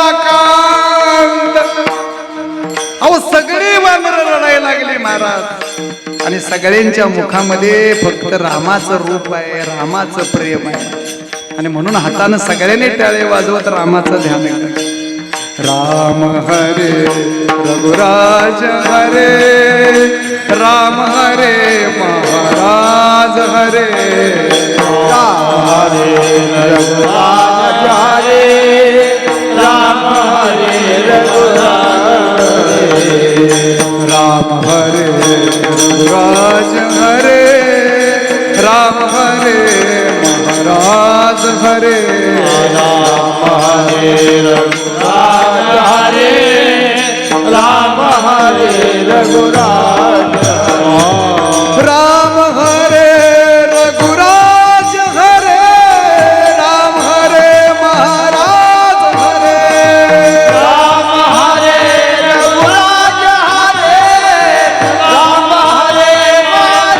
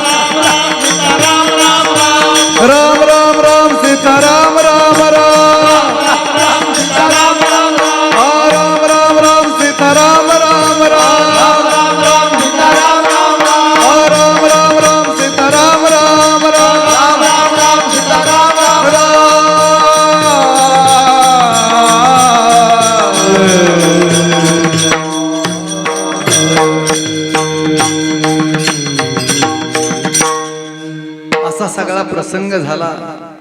सगळे वानर रडू लागले महाराज. मग हनुमंतरायांच्या लक्षात आलं. हनुमंतरायांनी उड्डाण केली. सुशेना रावणाचा वैद्य त्याला हाय असा त्या पर्णकुटी सकट उचलून आणला. आणि शेवटी त्याला त्याचा धर्म काय याची आठवण करून दिल्यावर सुशेनानं सांगितलं कुठं जावा, द्रोणागिरी पर्वतावर जावा आणि सूर्य उगवायच्या संजीवनी घेऊन या. हनुमंतरायांनी उड्डाण केले. हनुमंतरायाचं चिंतन तर फार गोड आहे, फार हनुमंतराय ज्ञानी भक्त आहेत महाराज. रावणानं पुन्हा कालनेमी नावाचा राक्षस पाठवला. तोही हुशार आहे, त्याला हे माहिती होतं काय मी राम कार्यामध्ये बाधा आहे. पण त्यानं ओळखलं होतं की काय उद्या रावणाच्या हातच्या मरण्यापेक्षा हनुमंतरायाच्या हातचं मरण प्रिय आहे. आणि म्हणून तो साधूच्या वेशात बसला.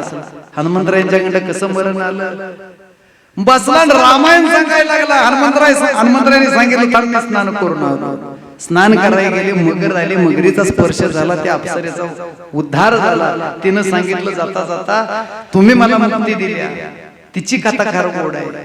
तीच न सांगता पुढे चला. तिने सांगितलं तो बसलाय तो साधू नाही, तो राक्षस आहे. हनुमंतराय गेले आणि त्या साधूचा कुणाचा काल नेहमीचा वध केला.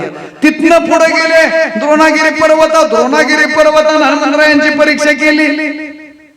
संजीवनी म्हणून जसं वर्णन केलं होतं त्याप्रमाणे हनुमंतराय गेले. त्या झाडाला हात लावला. लांबून संजीवनी फळे रक्तांबर त्याचे. अहो त्याचं वर्णन रामायणामध्ये एवढं गोड आहे. अहो पान एवढं नाजूक आहे संजीवनीचं की चंद्राचा प्रकाश देखील त्याला सहन होत नाही, अशी संजीवनी. फळ रक्तांबर, हा भक्तांबरासारखी फळ आहे. आणि मग हनुमंतरायांनी ते बघितलं. त्या झाडाला हात लावला की झाड सुकायचं का पर्वत परीक्षा घेत होता. काढला की पुन्हा होत तसं व्हायचं. आता काय करावं म्हणून हनुमंतरायांनी रामांचं स्मरण केलं. आणि मग लक्षात आलं की म्हणले हे फसवतंय ना, त्याला बुडक्यातच हात घालू. अखंड डोंगराखाली हात हनुमंतरायांनी जसा हात घातला तो 14 सहस्र यक्ष आले धावत. म्हणले आम्ही याच्या रक्षणा करताय. कोण आहे तुम्ही, कुठं घेऊन निघाला म्हणले संजीवनी. हा द्रोणागिरी. मग हनुमंतरायाने वंदन केलं. हनुमंतराय म्हणतात मी रामाचा सेवक आहे, राम कार्यासाठी आलोय आणि राम कार्याला तुम्ही मध हातभार लावा आणि मला हे निघू दे. त्यावेळेला ते 14 सहस्र यक्ष म्हणले कोण राम. राम आम्हाला कळत काय म्हणले, राम कळत नाही. दुसऱ्या क्षणाला हनुमंतरायाने विचार केला ज्याला राम कळत नाही तो जगला काय आणि मेला काय समान आहे. म्हणून एकट्या हनुमंतरायाने 14 सहस्र यक्ष मारली. कुणाला पायाखाली तुडवलं, कुणाला शेपटीत गुंडळून फेकून दिलं, कुणाला गदेच्या प्रहारानं मारलं, कुणाला काकेत दाबून मारलं. 14 सहस्र एकट्या हनुमंतरायाने मारली महाराज. काय स्वामी कार्य आहे, रामांचं कार्य आहे. आणि मग तो द्रोणागिरी नेला आणला घेऊन निघाले. एवढ्यात खालनं भरतानं बाण सोडला. हनुमंतराय मूर्छित झाले. हनुमंतराय खाली आले. खाली आल्यानंतर मूर्छित अवस्थेत असताना ज्याच्या मुखातून राम येतंय भारतांना वाटलं असा कोण बघताय म्हणून भारताने त्याला जाग केलं. हनुमंतरायने डोळे उघडले तर पुढे हुबेहूब माझ्या रामाचं रूप पाहिलंय. मग ओळख पटली, एकमेकाला आलिंगन दिलं. भारताने क्षमा याचना केली. रामांचे सगळे विचारपूस केल्यानंतर भरतांच्या अंतकरणाचं पाजर सगळे बांध फुटले आणि डोळ्यातून वासरू धारा वाया लागल्या. भरत म्हणले मी राम कार्यात अडथळा आणला. अरे पहिलं माझ्यामुळे राम वनवासाला गेले, आता माझ्यामुळे पुन्हा अडथळा येतोय. भारताने बाण काढला, बाणाला शपथ घातली. त्या बाणावर हनुमंतरायांना बसवलं आणि वेगानं वायूच्या वेगापेक्षा जास्त वेगानं हनुमंतराय संजीवनीचा द्रोणागिरी घेऊन आले. सुशेनानं संजीवनी घेतली, औषध तयार केलं, लक्ष्मणाच्या मुखात पडलं पण लक्ष्मणाला जाग आली नाही. रामायण सांगतं आली. सगळे हनुमंतरायांच्याकडे आले. म्हणले तुम्ही आणलंय सगळं खरंय पण लक्ष्मणाला जाग येत नाही. सुशेन म्हणतो नाही रसायन चुकले, नाही धातूचे अंतर पडले, नाही सांडले क्रियेचे, नाही अनुताप चुकले. अहो रसायन बरोबर आहे, धातूची मात्रा बरोबर आहे, सगळ्या क्रिया बरोबर आहे पण परिणाम होत नाही. करायचं काय. मग हनुमंतरायाने सगळ्याला सांगितलं मायबाप हो माझ्या सकट आपण सगळीच आज्ञेने का हनुमंतरायाने रामायणात किती गोड वर्णन केलंय. कोणी न जाणे जगे नाम अमृत संजीवनी तो प्रत्यक्ष असता अनुदिनी निज अभिमानी कष्टत आम्हा सगळ्याला अभिमान झाला म्हणून लक्ष्मणाला जाग आली. काय सांगितलं अहो जगाचा बाप राम इथं उभा आहे आम्ही संजीवनीच्या मागे. अहो माझ्या रामाचं नाम संजीवनी म्हणून ऐसे न करावे आपण प्रार्थना रघुनंदन घ्यावे चरण तीर्थ मागून जेणे सावचित्त होय लक्ष्मण. आणि मग सगळे गेले रामाच्या चरणाचा अभिषेक केला. त्या तीर्थामध्ये औषध पिळलं आणि औषध तीर्था समवेत काही पिळता समजता त्याने सावचित्त झाला. सुमित्र वानर भार उठले जसा औषध पिळला आता तशी लक्ष्मणाला जाग आली. जसा लक्ष्मणाला जाग आली तसं वानरांना आनंद झाला. महाराज किती आनंद झाला. सगळ्या वानरांनी आपल्या शेपटीच्या गुढ्या केल्या. महाराज हे रामायण आहे. रामायणाचं वैशिष्ट्य आहे प्रत्येक अवतारामध्ये भक्तांना देव सापडला असेल पण राम माझा भल्या भल्या साधूंना देखील सापडला नाही पण तो वानरांना सापडला. कुणाला वानरांना का कारण आनंद तेवढा आहे सेवा तेवढी आहे. महाराज वानराने शेपटीच्या गुढ्या केल्या आणि रामायणामध्ये फार गोड वर्णन येतं. महाराज एक राम नामे नरतते काय वानर राम नामानं जसा लक्ष्मणाला माझ्या जाग आली शेपटीच्या गुढ्या केल्या आणि राम नामानं डुलायला लागले. एक राम नामे डुलते एक राम नामे नरतते काय वानर नाचायला लागली. कशानं राम नाम घेऊन. काय वानर हाका मारायला लागली. एक राम नामे गरजते आणि ज्यांना काही कळत नव्हतं ती वानर उड्या मारायला लागली. फक्त उडी मारायची आणि एकच म्हणायचं जय श्रीराम आणि सगळं दुमदुमून गेलं. महाराज काय रामायणामध्ये गोड वर्णन येतं. महाराज सगळी वानर डुलायला लागली आणि हे रामाने बघितलं. रामांचे अश्रू अनावर झाले. सगळ्या वानरांना रामाने जवळ केलं आणि सगळ्यांना कडकडून आलिंगन दिलं. महाराज का कारण अंतकरणामध्ये असणार प्रेम आहे. म्हणून शास्त्र सांगतं काय श्रीराम देखल्या कृपानिधी मनाची सकळ आधी व्याधी अहम सोहम कोहम याही उपाधी हरपती. अहो राम कोणी सामान्य नाही. महाराज कोण आहे. चित्त हो चैतन्य. अहो एकदा माझ्या वानराने रामाना बघितलं की वानर रामरूप झाले. महाराज प्रपंच होय ब्रह्मार्पण बुद्धी होय समाधान श्रीराम दर्शनाती श्रेष्ठ. म्हणून माझ्या रामाचं दर्शन सर्वश्रेष्ठ आहे. महाराज म्हणून सगळ्या वानरांना माझ्या रामाने जवळ केलं आणि माऊलीने देखील वर्णन केलंय. राण्याची या पाला खायरा नेवाने करविले लंकेश्वरा. सगळ्या अहो झाडाची पाला खाणारी वानर पण माझ्या रामाबद्दल अंतकरणामध्ये एवढं प्रेम होतं. महाराज त्या प्रेमामुळेच त्यांना राम भेटले. वानर रामरूप झाली. म्हणून एकदा सगळ्यांनी रामाचा गजर करायचा. पण हाताची टाळी हात वर करायचा.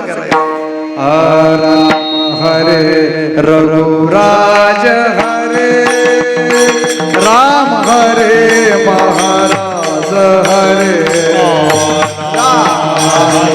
रघुराज हरे राम हरे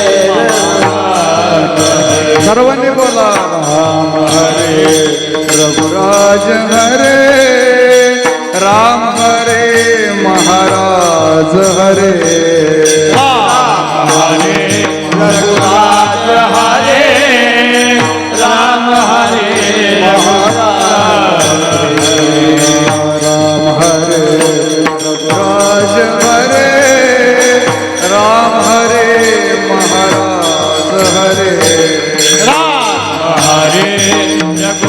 राम हरे राम राम राम सीता राम राम राम राम राम सीता राम राम राम राम राम सीता राम राम राम राम राम सीता राम राम राम राम सीता राम राम राम राम सीता राम राम राम राम सीता राम राम राम राम सीता राम राम राम राम सीता राम राम राम राम सीता राम राम राम राम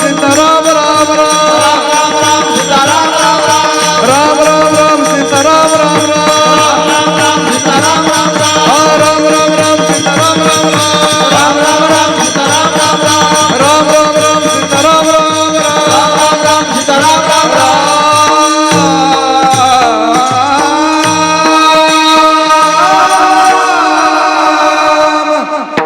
आणि म्हणून महाराजांनी सांगितलं ऐकता हरिकथा भक्ती लागे त्या भक्ता विठोबा कमाई. विठोबा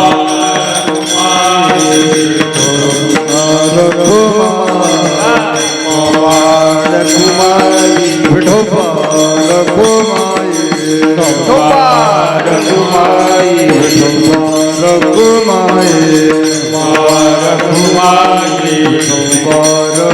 विठोबा रघुमाई विठोबा रघुमाई विठोबा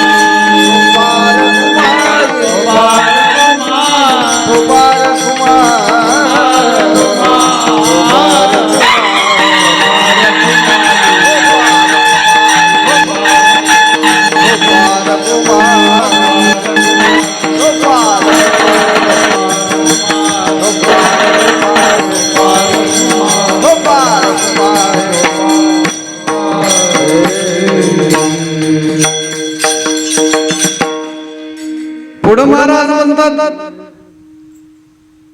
अभंगाच्या 4थ्या चरणामध्ये महाराज सांगतात पाहून कीर्तनाचा रंग कैसा उभा पांडुरंग. कारण कीर्तनामध्ये भक्ती प्रेमाचा रंग चढला पाहिजे. कारण कीर्तनाचं आता अलीकडल्या काळात पद्धती वेगळ्या वेगळ्या झाल्या. कोण मनोरंजन म्हणते, कोण आमकं म्हणते, काय नाही माहिती. आमच्या धर्मशास्त्राचे एक वैशिष्ट्य लक्षात ठेवा. वेदशास्त्र पुराण संत चरित्र हे इतकं मोठं आहे.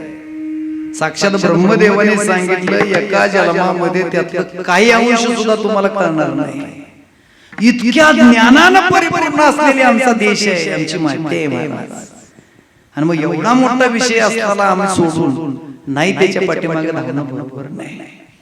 आणि म्हणून महाराजांनी सांगितलं की कीर्तनामध्ये भक्ती प्रेमाचा रंग चढला पाहिजे. प्रत्येक गोष्टीला काय व्हावं लागतं, रंगावं लागतं. रंगला या रंगे तुका विठ्ठल सर्वांगे. तसा भक्ती प्रेमाचा रंग चढावा लागतो. आणि जर भक्ती प्रेमाचा रंग चढला तर तुकोबरायांची भाषा आहे, दोन्ही बाजूला अर्थ आहे. पावने कीर्तनाचा रंग कैसा उभा पांडुरंग.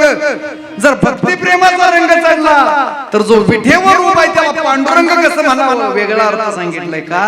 कारण भक्ती प्रेमाचा एकदा खेळ चालू झाला की जो विठेवर उभा राहू शकत नाही, एवढा तो भक्तीमध्ये रंगून जातो. म्हणून तो वारकऱ्यांना सगळ्या संतांना परम प्रिय आहे महाराज. उगाच लक्षात ठेवा, आम्ही सगळे 18 पगड जाती सगळं विसरतो आणि त्याच्या नामामध्ये रंगून जातो. तोच रंग भक्ती प्रेमाचा आमच्या सगळ्यामध्ये कीर्तनामध्ये असला पाहिजे महाराज. आणि तो आला की देव स्वतःला विसरून जातो महाराज. आणि म्हणून अभंगाचं शेवटचं हे सुख ब्रह्मादिका हे सुख ब्रह्मादिका हे सुख ब्रह्मादिका हे सुख ब्रह्मादिका हे सुख ब्रह्मादिका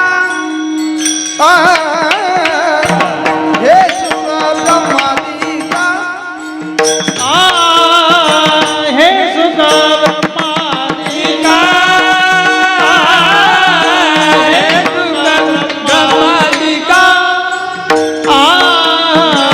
नाही म्हणे तुका नाही नाही म्हणे तुका ते माता तुकाळा ते माता तुकाळा नाही म्हणे तुका नाही म्हणे तुका ते माता तुका ते माता तुका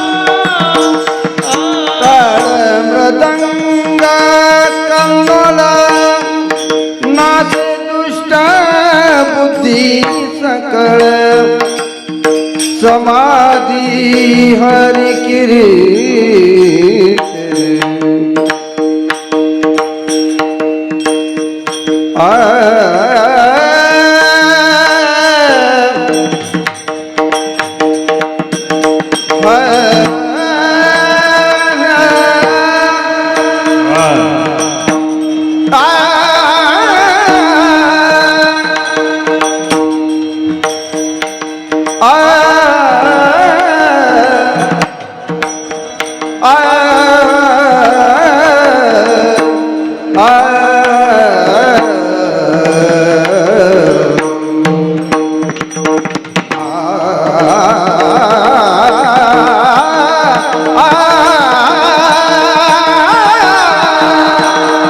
समाधी हरि कीर्तन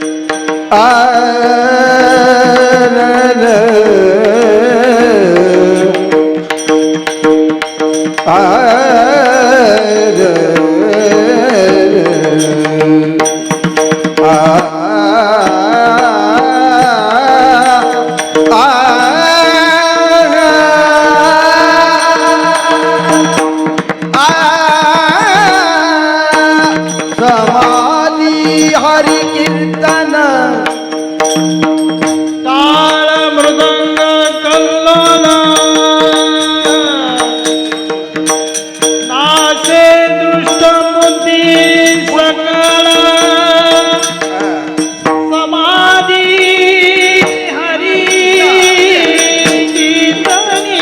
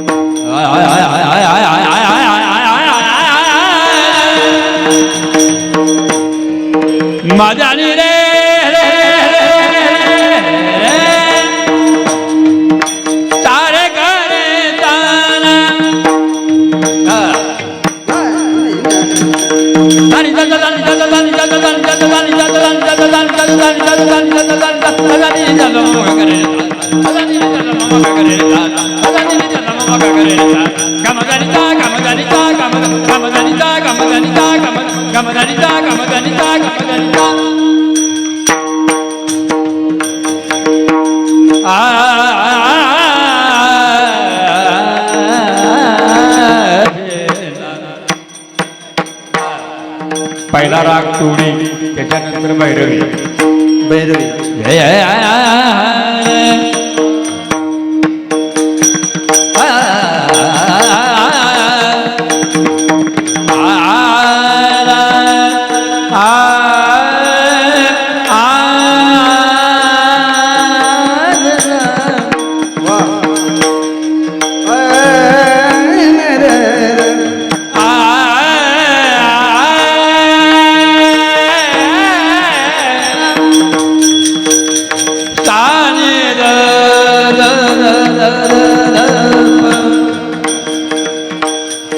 बाबा जानी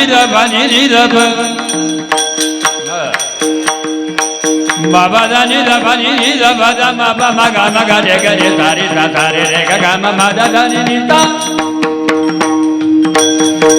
तानी दा मगा रे ता तानी दा मगा रे ता तानी दा मगा रे ता गा मा दा दा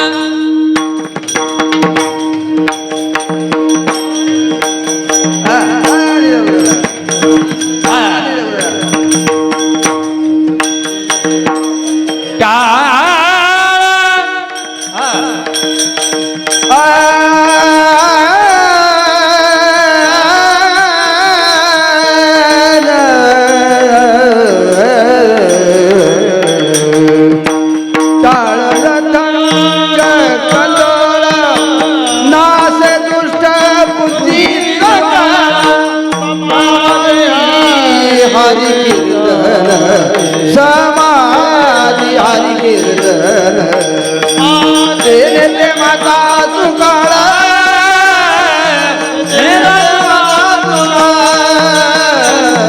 देते माता तुकाळा देते माता तुकाळा.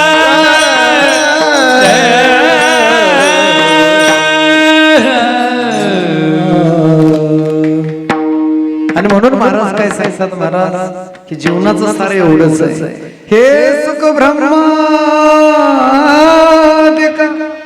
हा ब्रह्मादिक देवांना देखील दुर्लभ सुख आहे ते फक्त आणि फक्त संतांच्या चरणाजवळच आहे. आणि म्हणून जन्माला आल्यानंतर हे जे भजन आम्ही गातो ना, ज्ञानेश्वर माऊली ज्ञानराज माऊली तुकाराम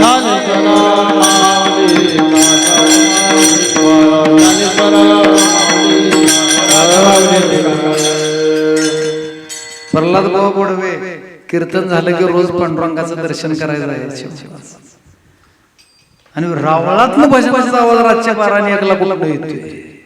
म्हणून बघायला गेले तर केस सोडलेले आहेत माझ्या पांडुरंगानं, हातामध्ये चिपळे आहेत आणि ज्ञानोबा तुकोबरायाचं भजन चालू आहे महाराज.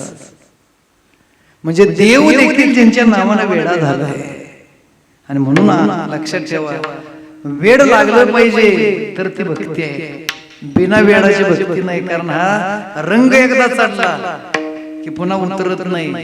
या जन्मात नव बाकीचं सगळं रंग उतरते ती साबण लावल्यावर, पण भक्ती प्रेमाचा रंग एकदा चढला, पांडुरंगाचा एकदा रंग चढला महाराज, तर जन्मोजन्मी पुन्हा उतरत नाही महाराज. हे लक्षात ठेवा. तुकाराम